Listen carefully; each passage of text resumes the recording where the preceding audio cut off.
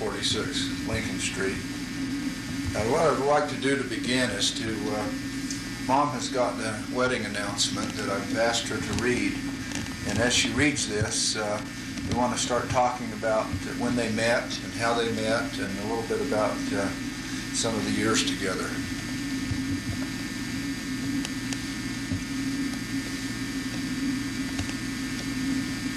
Announcement is made of the marriage of Miss Lavella Taggart, daughter of Mr. H.M. Taggart, 1346 Lincoln Street, and Wallace Leroy Burt, son of Mr. and Mrs. O.L. Taggart of Banyan, Utah. The marriage was solemnized June 4th in the Salt Lake Temple with Elder George Albert Smith officiating. A reception followed at the Hawthorne Ward Amusement Hall. The bride was beautifully gowned in a model of white charmeuse satin and wore a tulle veil caught with orange blossoms.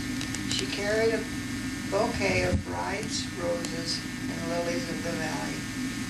The guests were received at the door by Mr. and Mrs. George Y. Bywater and Edward L. Taggart, and the bride and bridegroom were assisted in receiving by Bishop Taggart and Mrs. Edward L. Taggart. Miss Helen Burt, maid of honor, wore a peach-colored gown with green accessories and carried a bouquet of orchid sweet peas and pink rosebuds. Miss Mary Parker, bride, dressed with pink accessories and carried a bouquet of peach-colored sweet peas and pink rosebuds. Miss Ellen Frederickson, bridesmaid, wore an orchid-colored dress with silver accessories and carried a bouquet of orchid sweet peas and pink rosebuds. And Miss Mary Burt,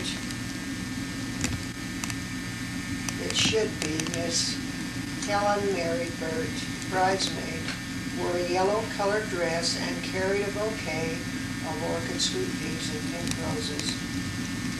Max G. Bateman acted as best man for the bridegroom. I didn't realize that President Smith married you. Yes, he did. Tell us what you remember about that. Well, I think it's a little bit hard to remember. Usually you're so excited and thrilled and sad when you get married that you don't always remember everything that they tell you. But it was a very special occasion. He married us 55 and a half years ago. And we've lived happily ever since, haven't we? You bet. About the wedding ceremony itself, Dad. Well, I remember being in the temple, and of course, that being the first time we had ever been to the temple, we were awestruck, I guess, because it's hard to remember many details as far as I'm concerned, except I do remember that Lavella was very beautiful, and I began to think at that time that I had found the nicest girl in the world. And remember and think back, the more sure I am that that is the right thing. Yeah. How long did they live out there? Oh, gee. Quite a while. I don't know how many years, but Well, did you grow up it out was from there that I went to Park City to high school. We were living in Benyon, and then They lived there several I years. can't understand after how we- come I got up to Snyderville, and what took me up there. You answered an ad. Hmm? You answered an ad there. Well, that's what it was. That's right. That was George Staley, and we did answer an ad. And when I got up there, I wasn't very big. I was only 17. guy says, well, I was expecting a little more than that. So I reached into the cooler and lifted out 2 10-gallon cans of milk for him. He says, you'll do. What kind of an ad was it that you answered? In the newspaper. Employment, For help? help wanted. Now, how long were you up there? Well, I went to high school up there, graduated in Park City Schools. Well, I was up there 2 years. 3 years. 3 years. Well, his cousin was my best friend, and we went around together. Of course, I spent many hours over to her house. And one night we came home from school, and we came over to our house, fooled around for a little while, and then we went down the alley and night feast. And as we were walking down to her place, here come this truck up. In fact, her brother and some other young men. And they stopped and spoke to us. They introduced me to their cousin. I looked at him, and he had a dirty face. He'd been working all day. He had oil and dirt on his face.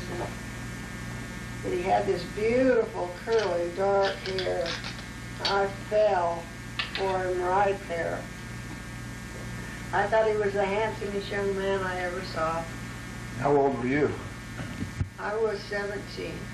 And how old was he? He was 19. Do you remember that, Dad? I don't remember that particular time. I guess I was there if she saw me, but I guess in so. those days, that's all I did is work and get dirty, it seemed to me. Most of your life, that's what you did. When you work on an oil truck and deliver oil, fuel oil, you have a tendency to kind of turn black. Now, is that what you were doing when you met? Yeah. So what happened after that, Mom? Well, I still spent lots of time over there, and I'd go over there, and he didn't even know I was alive, I don't think, because he was always writing love letters to his girlfriend in Park City. If he wasn't doing that, he was playing solitaire. He wasn't very sociable. He already had a girlfriend? Oh, you bet. He had a lot of them before he met me. How old was he? How old was he? Yeah, He was 19 then 19. when I met him. So what did you do after that? I just kept going over, and he'd say hello once in a while. And I was over there one evening, one afternoon after school. And, well, I guess it was towards evening. I don't remember now what we were doing. I spent a great deal of time over there. We weren't there, we were here. Now, where was he? He lived over there. He was living with him that one winter, And where was that? 1391 South 9th East. John Burt, his uncle. That's who he worked for at Red Feather Oil Company. Down on 214? 217. 214, Wow. 17 South. Or what was the address of Red Feather Oil? 204? 204. 204, I'm sorry. 204 West 17 South. Anyway, I started to go home, and he followed me out to the front porch. And he said, "Can I walk you home?" And I was thrilled to death. But I was very shy, and so was he, so we walked home. And on the Without way, saying a word. on the way home, he asked me if he could have a date with me. He was to pick me up on a certain day. Gee, I had March 21 was the first date we had, and we made that date. What did you do? So on March 21 came, and I got all ready, all dolled up to go out on this date. To be my, well, it wasn't exactly my first date, but it was the first date with Wally. And I waited, and waited, and waited. Pretty soon I decided that he wasn't going to come, and I didn't hear from him. So about 9 o'clock the phone rang, and it was Wally. He got tied up, he didn't have a car, and so he had to wait for his uncle to come home so he could borrow his car. He says, "Can I still come over?" So he came over, and we went for a ride. I can tell you exactly where we went.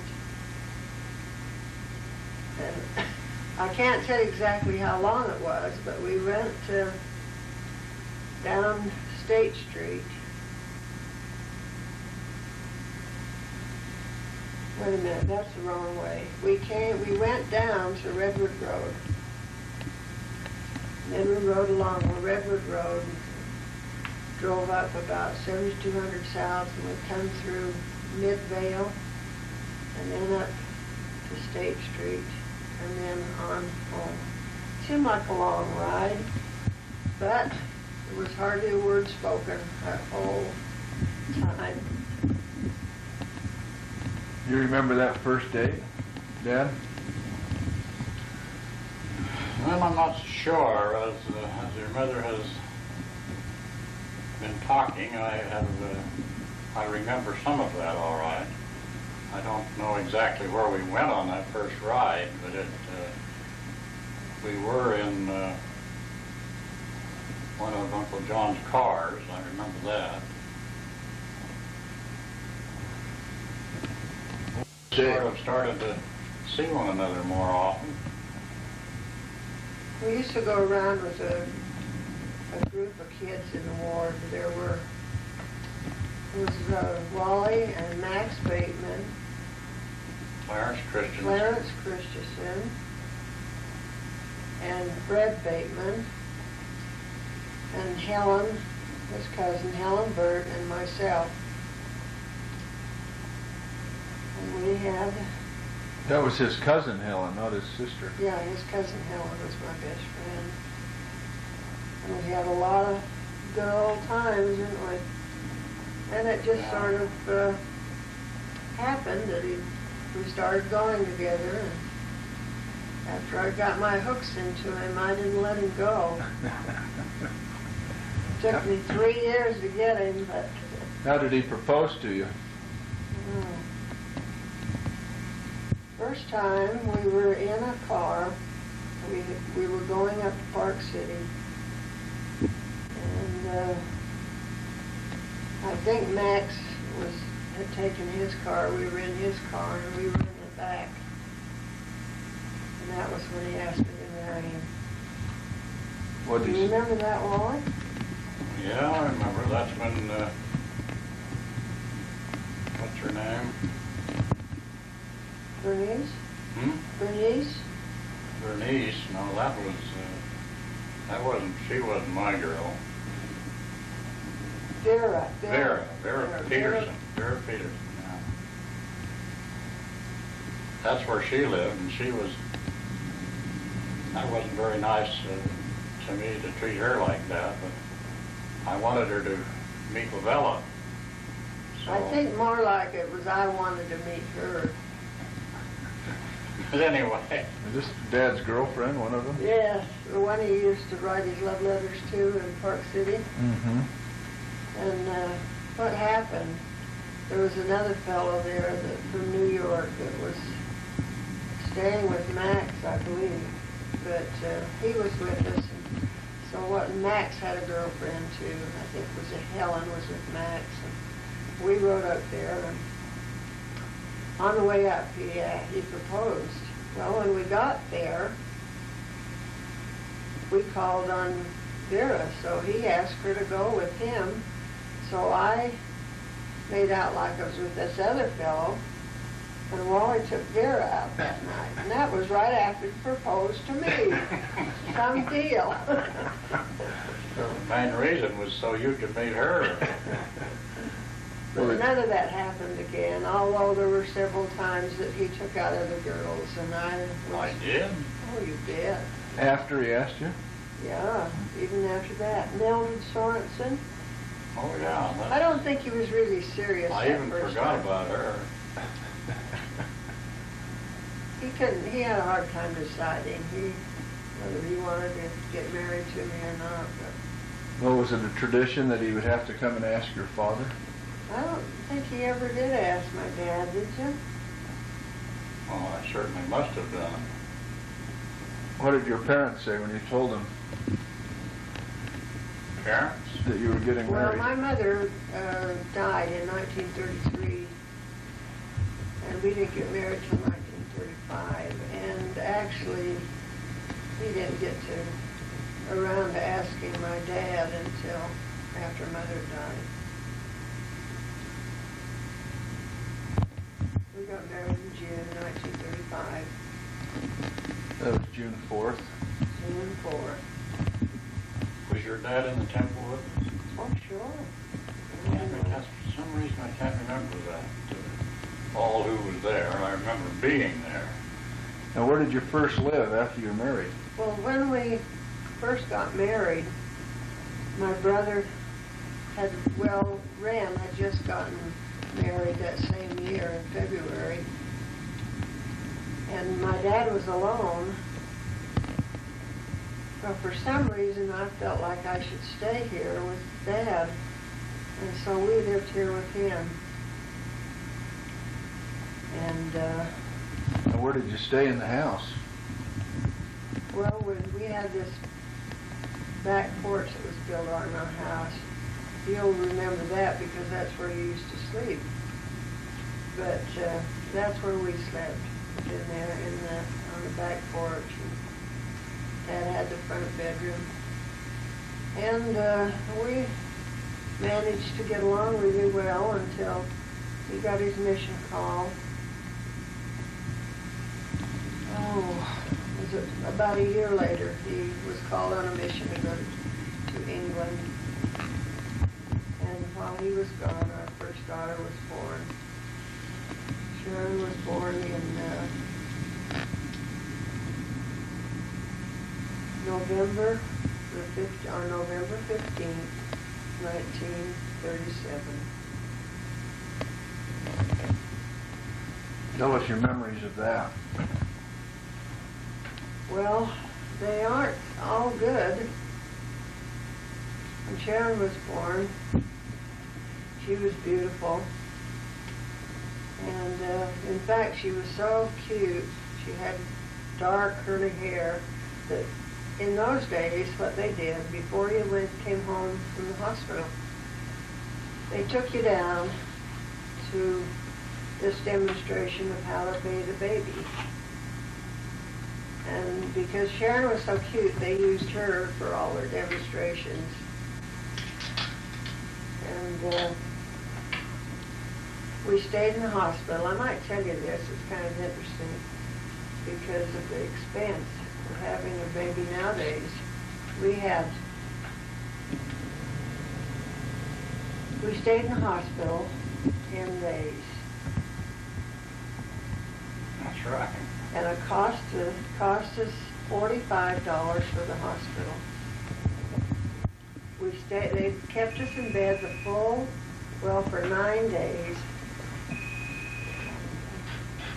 I'm just going good.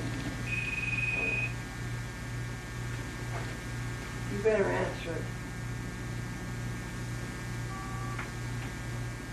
Oh, go ahead. I'm going to put your legs over the side of the bed. You stayed in bed for 9 days? Stayed in bed for 9 days. They didn't even let you get up to go to the bathroom. They gave you a bath every day in bed.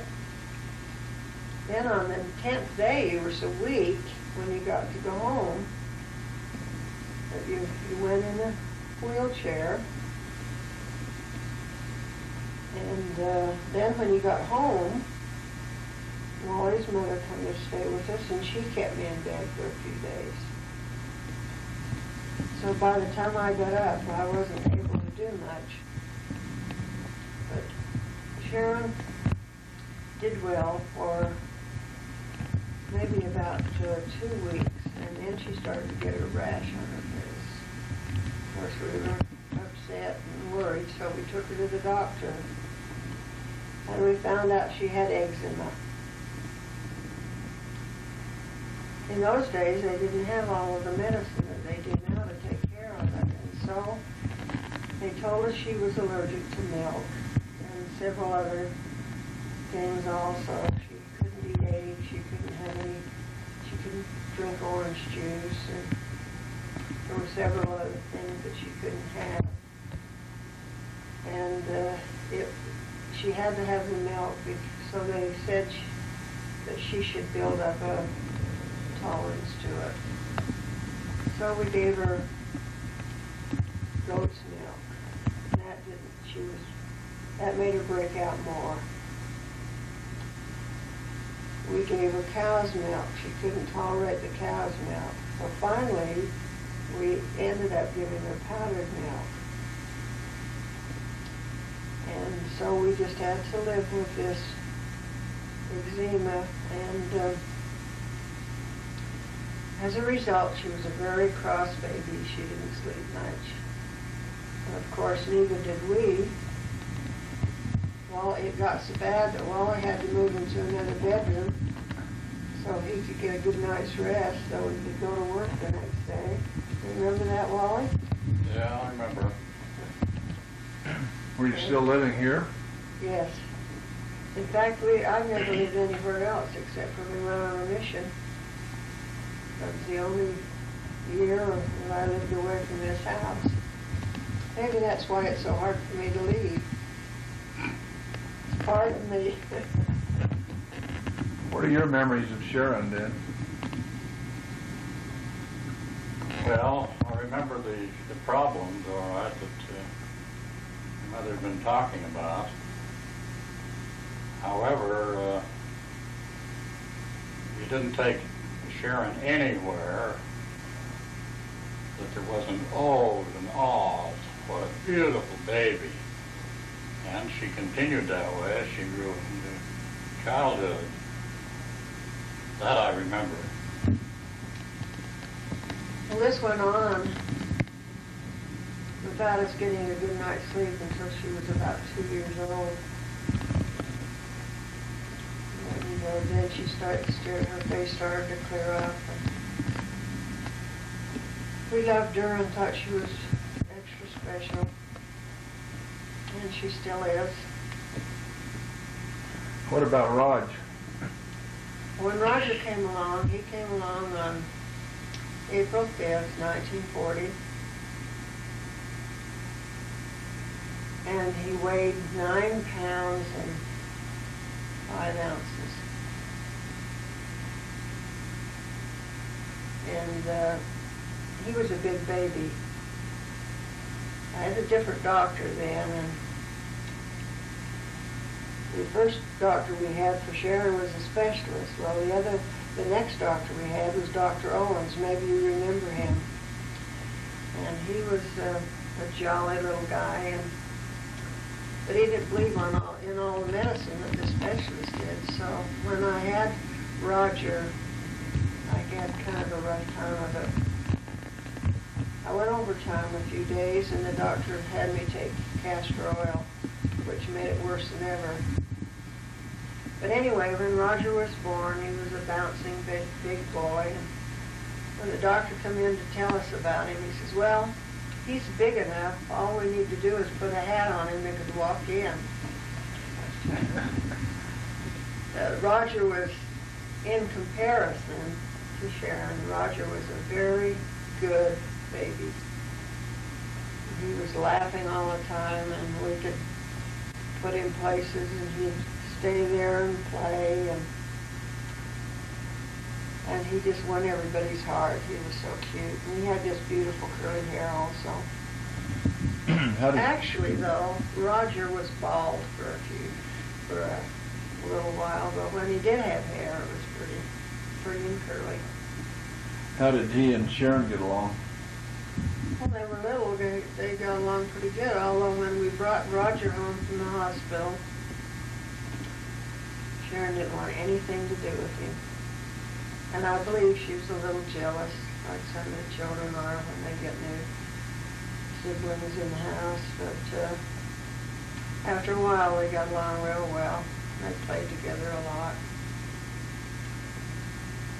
And as they've grown up, they've been very close. Then we had our cute little Clark come on March 23rd, 1943.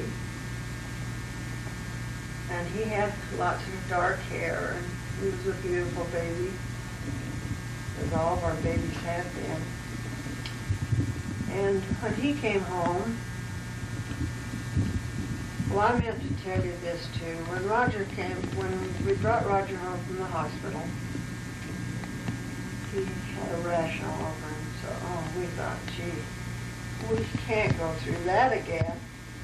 But it turned out it didn't last long. He just had it for a few days. When we brought Clark home, he had it also, but his soon went away. But Clark was not a happy baby for a while. We found out he had a little bit of trouble with the blood, his blood. He had a high white count.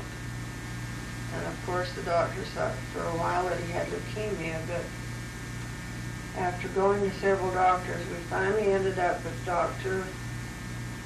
Wintrow, who was a blood specialist. And we took him down there, and it cost us $15 for every trip that we made to the doctor. And we thought that was terrible, but compared to now, it was very good. But anyway, he found out what the trouble was, and he gave us the medicine to give him, and he soon come out of it after that.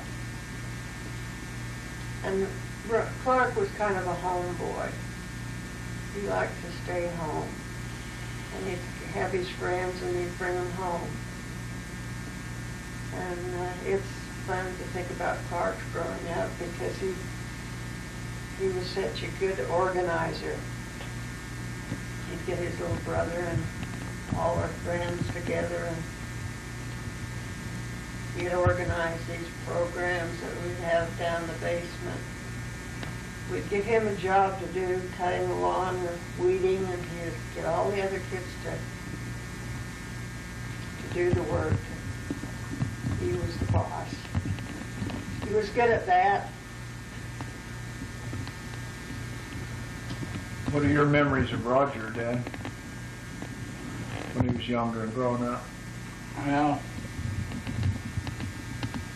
I don't remember as much for some reason. Of course, maybe it's because I wasn't around the kids all day long like your mother was.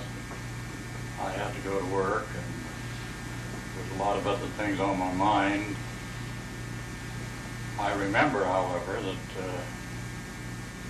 they, as far as I could tell, they weren't hard to get along with. I remember I used to play with them on the floor, hold them up on my hands and my feet, and they all seemed to enjoy that, as I did.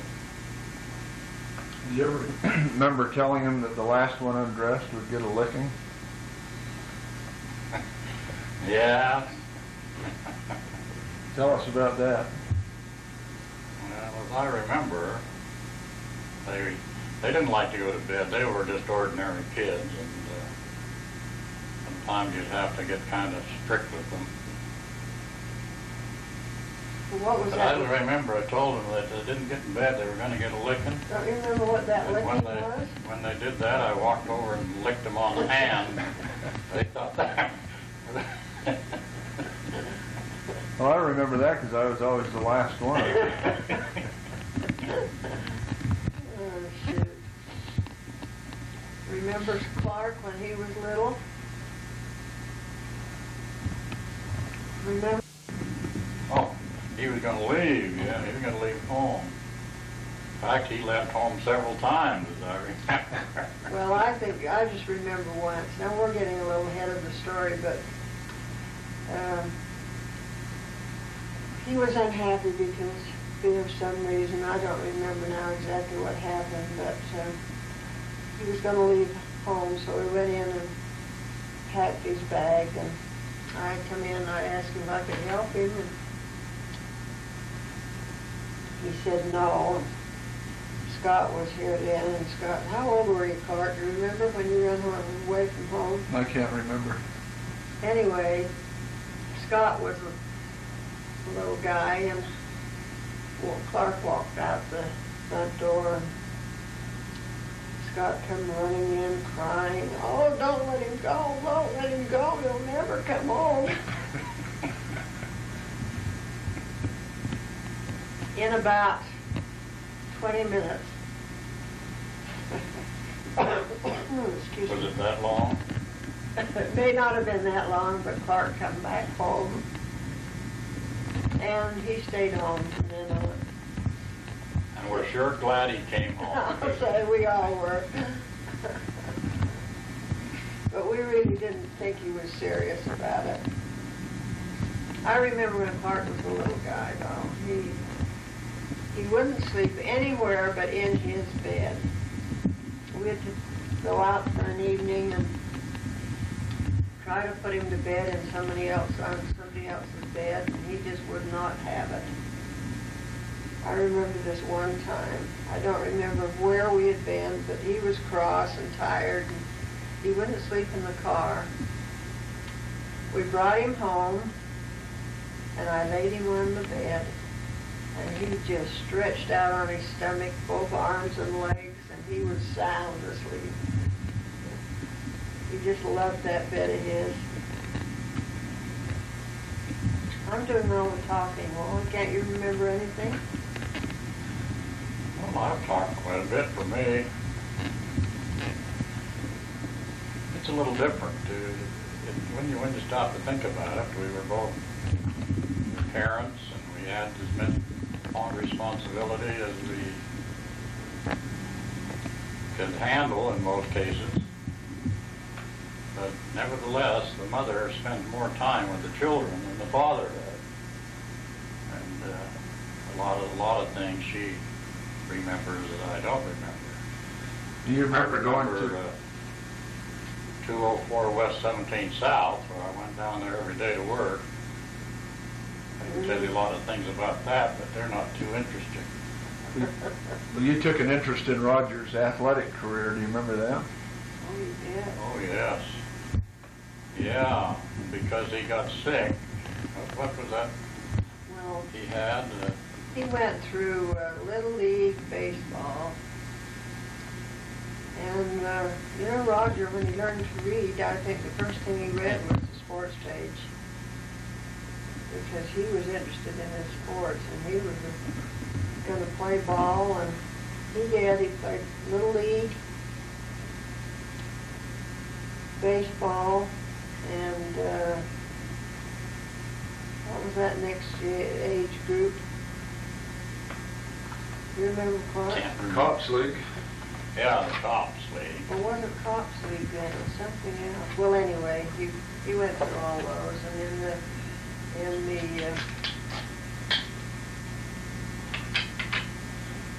Cops League, and what's that other one you played? Automotive, no, the other one. Legion. The American Legion. American Legion, yeah, that was the one. That was a big league, yeah. Of course, we did the same with you, with Clark, wasn't We we? traveled all over the Right. valley when that was going on to play in the games. Yeah, Clark and Roger played there. The very first game we went, that Roger played, football game though, in high school, we went up to Bear River, and he got hurt. Remember that? That was the last game he played that year.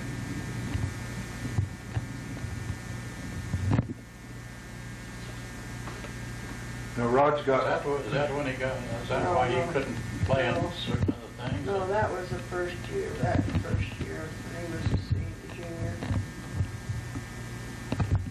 When he was a senior, they were practicing basketball, and he got hit with the medicine ball in the stomach and ruptured his bladder. So he didn't play basketball all during that year. That was a senior year, and he'd played all the year before, and it looked like he was going to be the star of his senior year, and this happened. And after he got over that, then he got rheumatic fever, so he didn't do much that year in his athletics. But he did play some baseball in the spring. well, tell us about Scott. Well, how about you? We haven't said much about you yet.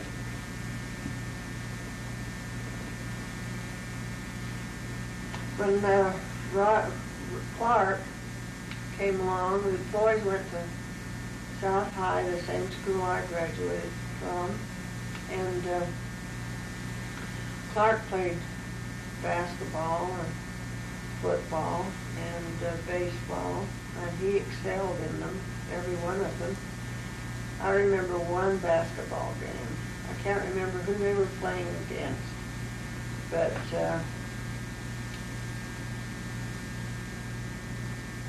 they were behind by 2 points, and Clark was fouled, and there he was up to the foul line, and with just seconds to go. And well, we were praying and hoping that he'd make those foul lines, and he did. Those foul shots, I should say. Both of them went in, and they won the game. And then when Clark graduated from high school, Dr. Backman, who was the principal, told us that he thought that Clark was the best all-around athlete that they'd ever had at that school. You remember him saying that, or did he ever tell you that? I don't. That's what he told us. Both Clark and Roger got scholarships at BYU. Roger got a baseball scholarship, and Clark got a partial scholarship in football and baseball. When little Scotty come along, I'm doing all the talking. I'm remembering. When Scotty come along, he was the smallest baby I had. He weighed 7 pounds and 5 ounces. No, 7 pounds and 9 ounces, and that was the smallest one I had. But he was a little blonde baby, the first blonde baby we had. But when he was first born, they fixed me up and took me back into the room, and I hadn't seen the baby. And I might tell you this though before, that when I was in the hospital awaiting his birth, the nurse came in and checked me, and she says, "Oh, you'll be a long time yet." She no sooner got out the door, and he started to decide it was time to come. So I sent Wally out to get the nurse, and she come running back in, and she checked me out, and sure enough, he was ready to come. And she said they got me on the gurney and told me to cross my legs and pant. So as a result, they kind of stopped him coming when he was ready. And so, as a result, when they didn't bring him in, I thought sure something was wrong. And I kept asking them, "What's the matter with my baby?" They said, "Oh, it's okay. If he's okay, then we'll bring him in." And it was a whole day before I got to see him. And because they had stopped him from coming, they were afraid that maybe they had done some damage, but he was okay, thank goodness. And he was a very happy baby, and as he grew up, everybody fell in love with Scott because he was so good-natured, happy little boy. You remember him when he was born? Yeah.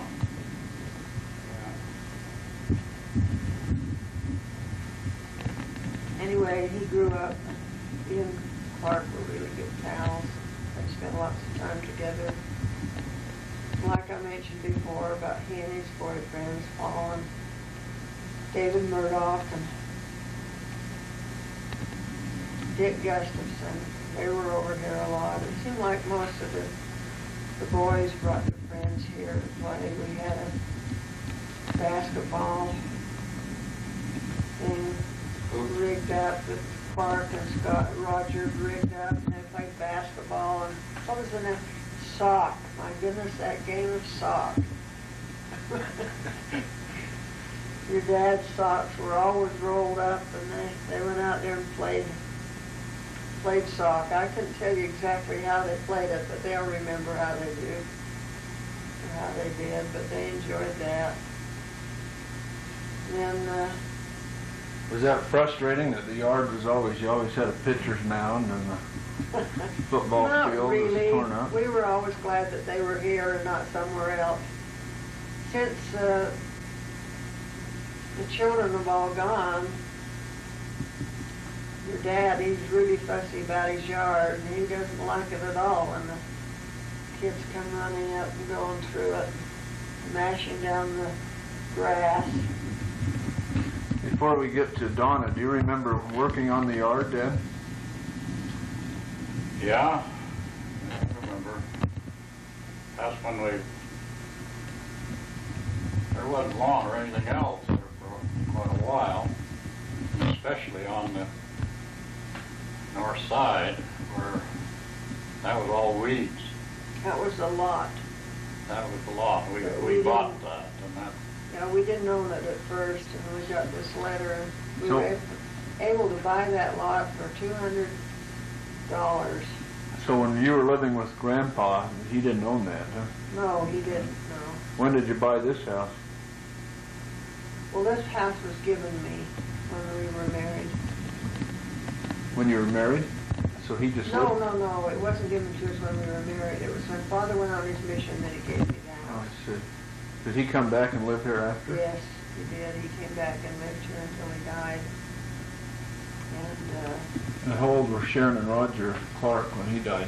when he came home from his mission, Sharon was about 16 months old. And of course, Roger was born while he was here, and Roger was his baby. He took care of him. Roger loved Grandpa. And he took him with him everywhere he went. He took him with him when he collected the rent. He owned a little house over on Laird Avenue. It had 2 apartments in it.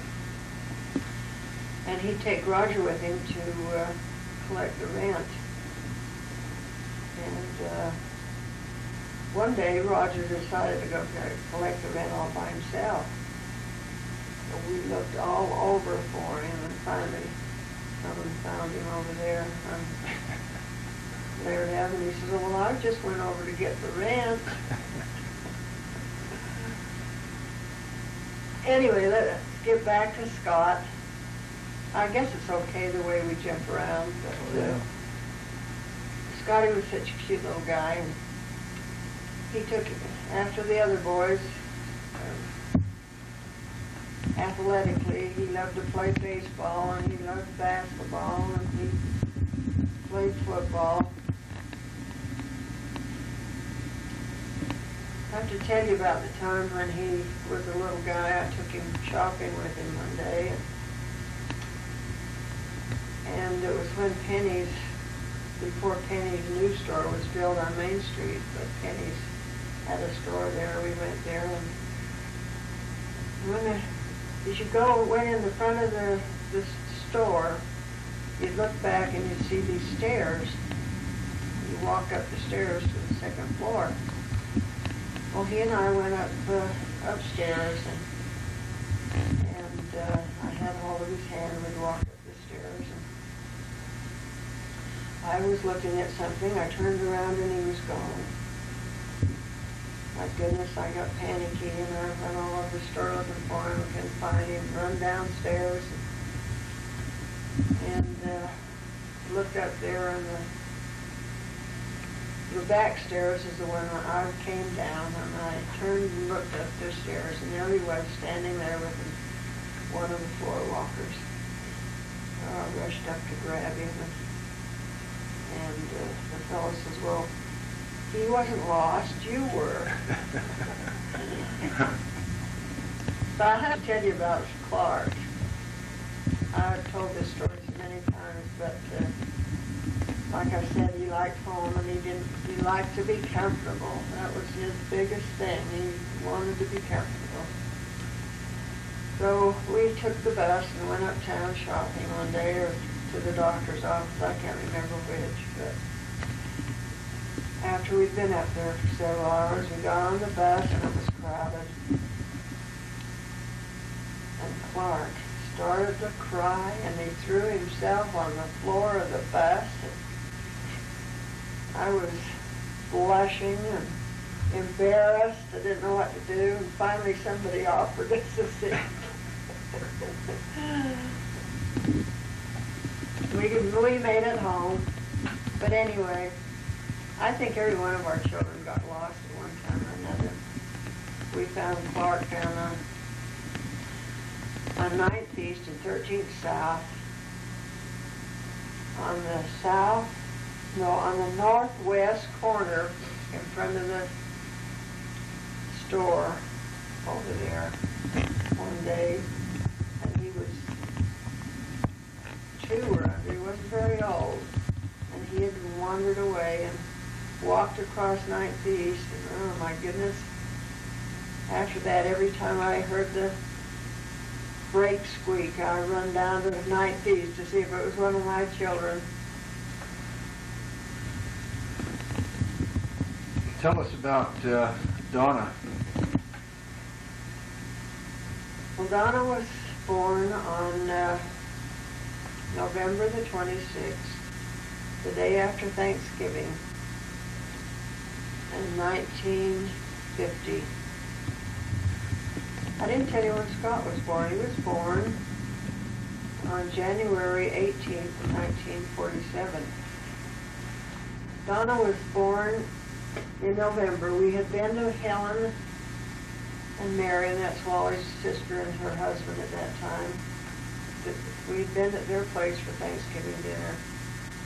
And during the night, I started in labor, and we went early the next morning to the hospital. And when Donna was born, she was also a beautiful baby. We just didn't have any babies that weren't beautiful.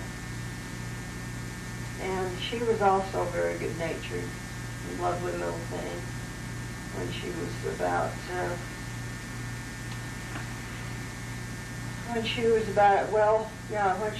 15 months old, I guess, we entered her in a baby contest. I had sent in a picture that we had taken when she was a year old, and they notified us that she was one of the finalists, and then we were to bring her up. And she had just got out of the hospital. She had been operated on for hernia. And I took her up there, and they looked her over along with the other children. And I remember one of the gals that was one of the judges, she said to me, "Did you look like that when you were little?" I'm afraid I could say I didn't, because it wasn't that beautiful. But anyway, a few weeks later, we got notice that she won the best girl. And we didn't get much out of it except publicity. But they did give us a big picture on her. When Donna was born, Sharon by then was 13 years old. And when Scotty was coming, she wanted a girl so bad, and she felt bad when Scott was a boy. But of course, that didn't make any difference after she got to know who he was, and we brought him home. She took care of him. She thought he was wonderful.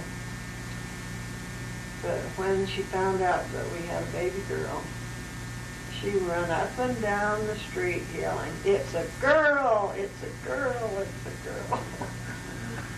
And I guess Sharon, she kind of had to be babysitter, and she had to help out a lot because she was the oldest. I know she told us once that she had to do everything. She cleaned the house and she took care of the kids, and she didn't think I did anything. But I think we all kind of go through that when we're a certain age. But she was very good about it. But as Donna grew up, she also was athletic. She didn't quite do the same things the boys did, but in junior high, she was the fastest one on the race. She even beat the boys out.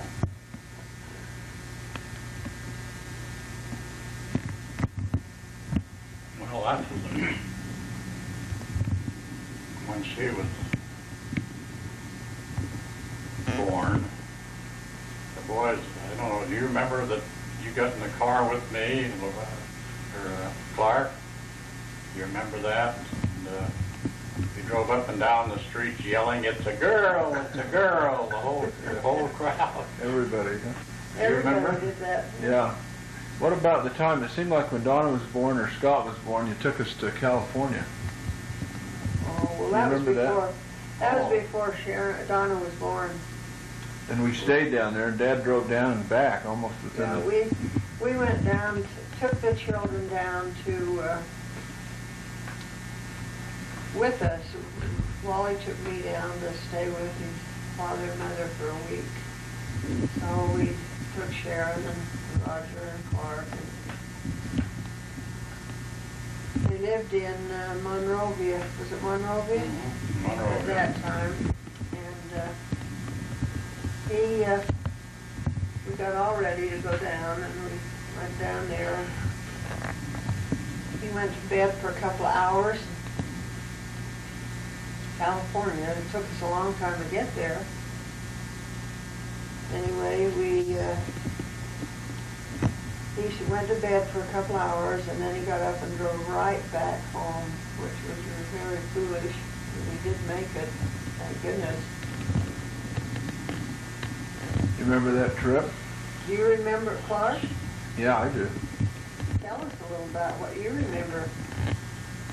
Well, this isn't about me. This is I know, but you're included. You're part. years together, Dad. What? About your 55 years together.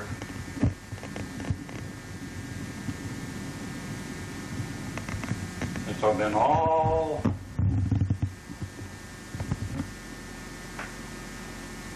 well, most satisfying, most important in our lives. Anything good has happened. And we've had very little trouble when it comes right down to it, of any kind, in business or anything else. Did it seem like that at the time you were going through them? No, it didn't. Oh, but thank goodness you get through those things, and then you don't remember some of the things that you shouldn't remember. The one time we owed 9 different doctors. That was when Sharon was little. Was that hard? Your dad was only making a little over $100 a month at that time. It was hard. How much did you pay to the doctors every month? Well, I can't remember exactly. Well, it wasn't- It It wasn't anything like it is now. we had a pediatrician and skin doctor. Tell us how, Tell us how you spent your $100 a month. That'd be interesting to see how you lived on $100 a month. When he got married, he was only making $90. $90. $90. How'd you live on it? What kind of budget did you have? Well, if we hadn't been living with my dad, we would never made it, I don't think. Well, we'd have made it all We right. paid him a little bit every month, and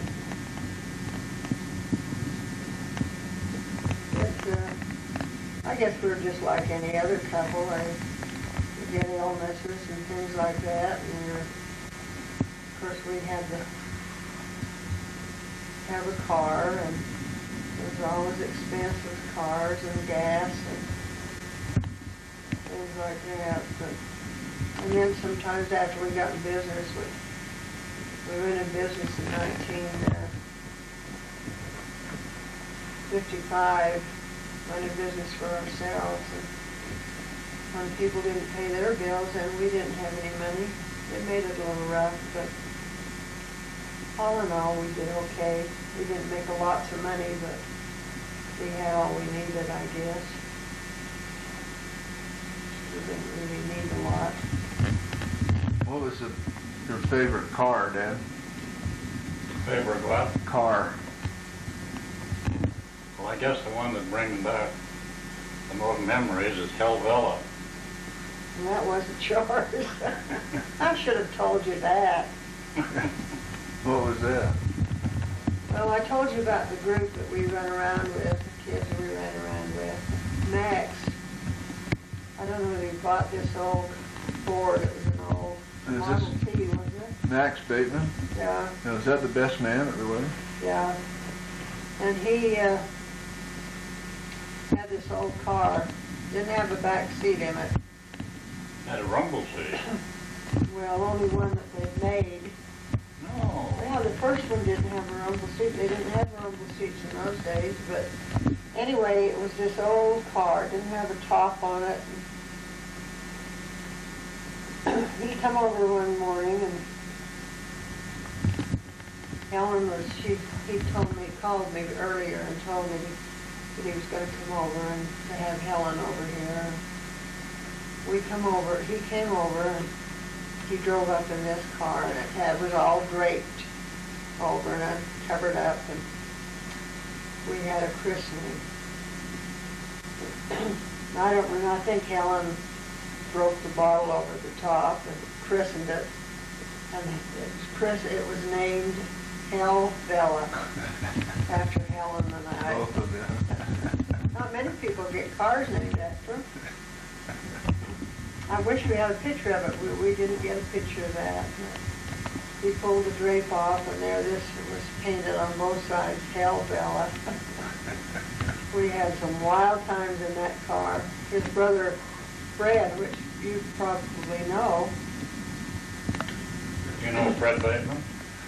I don't know. Roger knows him anyway. You knew who his son was. He was one of the kickers at the university. Yeah, Marv Bateman. Marv Bateman. But anyway, Fred, we'd be driving along the road, and first thing we know, Fred wouldn't be there. He'd fallen off the car. That happened several times, didn't it, Wally? Well, yeah. I don't know how he ever kept from getting hurt. To tell you the truth. Who was driving when he fell off? Oh, we discover, and then we'd always... Fred, not him. Fred would fall off, but Max would drive. I'd He drive was the some. driver. No, Oh, it what- was his car. It was Fred, Max's car. Where did you go in it? What did you do? I went clear down to, I want to say southern Utah, but it wasn't that, Monroe, but that wasn't in that car. that We far did. down. We went in another car in that one, but we just used to run around when we were kids, and I don't know, I remember going out to Draper. Wally used to, did you live out there for a while? Yeah. He lived out there Well, for you a know, while. with the boyfriend. He had a boyfriend there, and we went out to see, and we'd go out there. And And they used to thin beats and things like that, and we were always following them around wherever they were. We had a lot of good times in that. Remember the most was the very first new car you ever got, wasn't it? Yeah. Yeah, that was a Plymouth Tell about that. two-door. Tell about the trip we took. What? The trip we took in that new car. Up to Yellowstone. Well, up to, was it Yellowstone or Blackfoot? No, Yellowstone. We went clear up to Yellowstone, huh? And in those days, when you bought a new car, you weren't supposed to drive it very fast. I think we drove all the way up at 25 miles an hour. We did. I don't think, it just seemed like we were never going to or home. That was before we had any children. I was pregnant with Sharon at the time. What year was that? That Plymouth? She was born in What was that? 1937. Well, that's probably about the age of the car then, somewhere in that area. You remember how much it cost? Yes.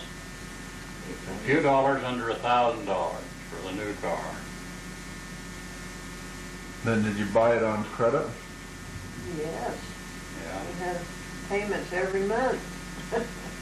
How much were your payments? Remember? I don't remember.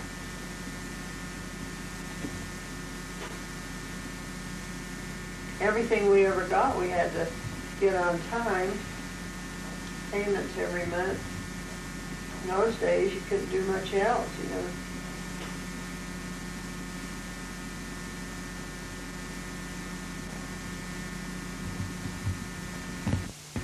Well, we've had a good life together. And our children are all such good kids, and each one of them married so well that I've often said that excuse me, that the boys did so well and the girls they picked that I never could have chosen as well as they did. They're just wonderful girls. Goodness.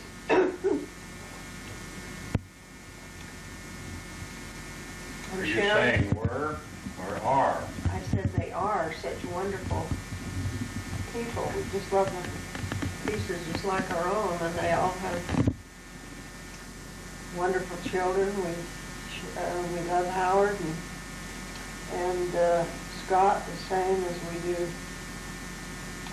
our daughter-in-laws, and they're all just like our own children.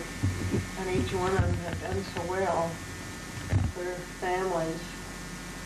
Sharon has 7 children, and her children have all married well, and they've given us 15 great-grandchildren. Roger has 5 children, and his oldest son is married now to a lovely little girl, Melinda, and they're expecting her first. Clark has 5 beautiful children, and Jason has filled a mission to Ecuador. Bruce is now on a mission to North Carolina. And now Jason has returned, and he and Marcy are both attending BYU. And they're together, aren't they? Same. Jason, no, Marcy and Sherry live together. Yeah, that's Marcy and Sharon. Scott has 5 children, and he has 2 boys and 3 girls, and the oldest is living with Marcy at the BYU, and they're all beautiful children, every one of them, as all our grandchildren are. I can't talk, Wally. You'll have to talk. Listen to my voice.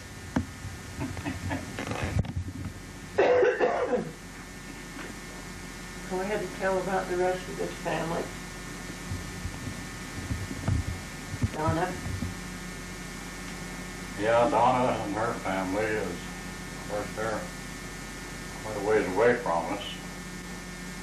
And it seemed like they've always been that far away from us. They never lived very close.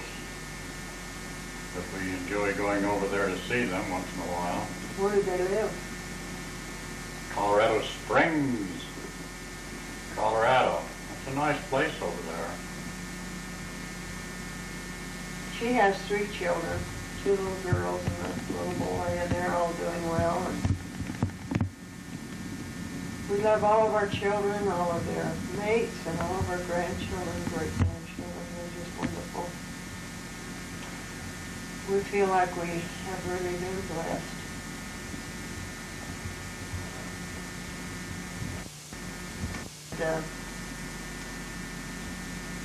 Bert and Mike have filled missions.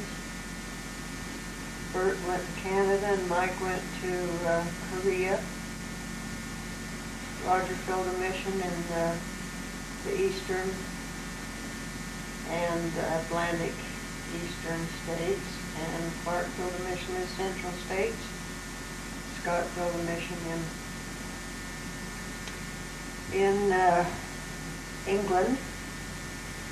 Brandon filled a mission in England also. And Wally and I were able to spend a year in San Diego, wonderful San Diego, at the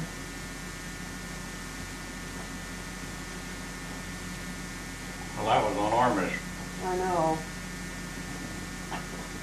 I can't even think now what the visitor center there. The Mormon Battalion. Mormon Battalion mission. Yeah, visitor center, and that was a rewarding year we spent. We made lots of new friends and had wonderful experiences. It also had significance to you because of your... Yes, the Mormon Battalion, when we got our call, I was really thrilled because my father's father, my grandfather, was a member of the Mormon Battalion in their long march. What was his name? Hmm? What was his name? George Washington Taggart. Played the 5. All in all, I'd say we've had a good life, and we hope to have a few years left.